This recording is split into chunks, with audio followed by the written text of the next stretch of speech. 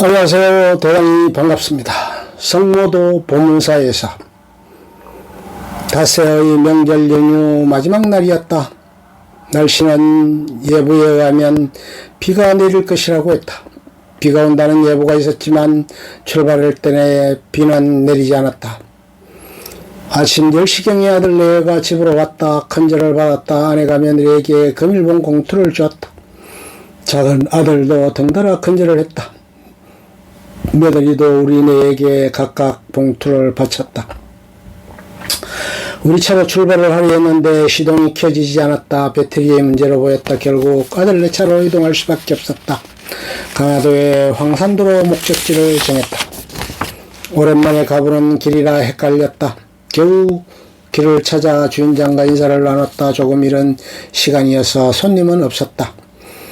회도 농어밖에 없다고 했다. 농어를 시켰다. 킬로그램당 5만원이었다. 선착장에서 가족 사진을 찍었다.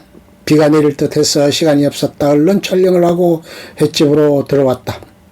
앞에는 배들이 정박해 있었고 갯벌로 펼쳐져 있었다. 본래의 연기는 성모도 보문사였다.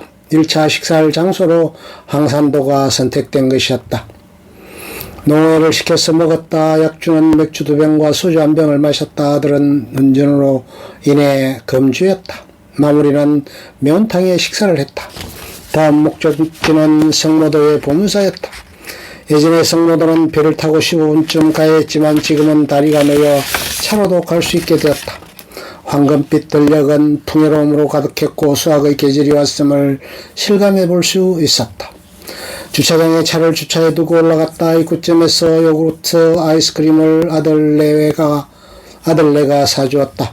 입구에는 오래된 은행나무가 있었다.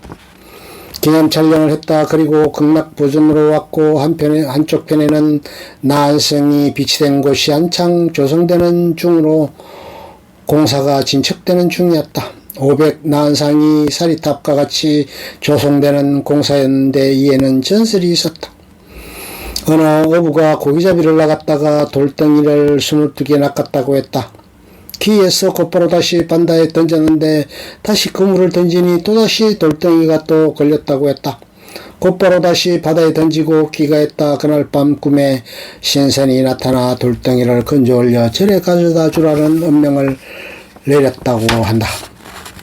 그래서 어부는 그 돌덩이를 건져 절에 희사했는데 그것이 난상으로 조성되었다는 얘기였다. 극락보존의 오른쪽으로 소원을 이루는 곳이라는 팻말이 눈길을 끌었다. 봉사로 오는 길에 산중 덕에 보였던 바위로 보였다. 바위에 조각된 관세음 보살상에 절을 올리고 원하는 바를 성취시켜달라고 빌었다. 초도 켰고 공양미도 올렸다. 며느리도 큰절을 했다.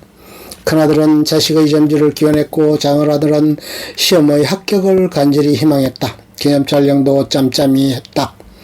기도처까지 오르는 길은 가팔랐고 제법 힘이 들었다. 예전 영부인이셨던 유경수 여사가 기복을 했었던 유명 기도처였다. 절터의 한쪽에 범종각이 있었는데 그곳에는 박정희 대통령과 영부인 유경수 여사의 희사 내용이 기록되어져 있었다. 예전 시절에는 배로 건너야 했었다. 연휴의 끝자리에 이겨서 참배객들도 많았다. 이 휴철 등에는 참배객이 인산이례를 이루기도 한다고 했다. 보문사의 마의 관세음보살 좌상은 우리나라 3대 기도처 중의 하나였다. 서해의 보문사, 동해의 낙산사, 남해의 보리암이 그곳이었다. 낙산사의 그곳은 바다를 내려다보고 있는 입상으로 동해바다를 바라보고 있는 형상으로 서 있었다. 기갓길은 한가로웠고 맑은 가을 하늘과 황금빛 들판을 감상할 수 있었다. 제법 정체된 구간이 있기도 했지만 오랜만에 가족 여행이 주는 즐거움을 만끽할 수 있었다. 아들 내는 요즘 한창 골프를 배우고 있는 중이었다. 골프를 치러 갔을 때의 여러 가지에 관해 조언을 해주었다. 11월쯤에는 머리를 올릴 것으로 보였다. 드라이브도 180m를 날린다고 했다. 스크린 골프는 서너 차례 해본 적이 있다고도 했다. 최저 타수가 103타라고 해서 깜짝 놀랐다. 그런 정도면 거의 오비가 나지 않는 수준이었다. 초심자로서는 좋은 기록이었다. 자세나 폼은 며느리가 더 좋다고 했다. 재미있게 지내고 살고 있는 듯 보였다. 자동차도 구입할 계획을 갖고 있는 듯 했다. 모처럼의 가족 간에 대하고 맛있는 식사를 하고 얼굴을 본 시간이었다. 집에 도착할 때는 이미 해가 졌다. 집에 와서 저녁을 먹었다. 그런 와중에 자동차 보험사의 긴급 출동 서비스를 요청해서 자동차의 배터리를 교체했다. 신속하게 처리가 되었다. 비용은 계좌이체했다. 명절 연휴가 마무리되었다. 황금 같았던 닷새간의 연휴가 흘렀다.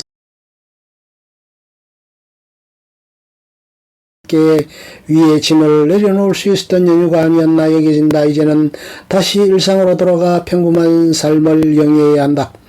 가락시장 관련 코로나19 확진자 수는 400명을 넘었다는 뉴스도 있었다. 사무실로의 출근 자체가 어려울 것으로 여겨지기도 했다. 안타까운 일이 아닐 수 없었다. 9월도 이젠 하순으로 접어들었고 곧 10월이 되리라. 과제로 남은 것은 TV의 수리가 남았다. 긴 연휴 기간 여러가지 일들이 있었다. 다음 주 화요일에 스키사가 출장을 올 수 있다고 하니 대략 난감한 일이 아닐 수 없다.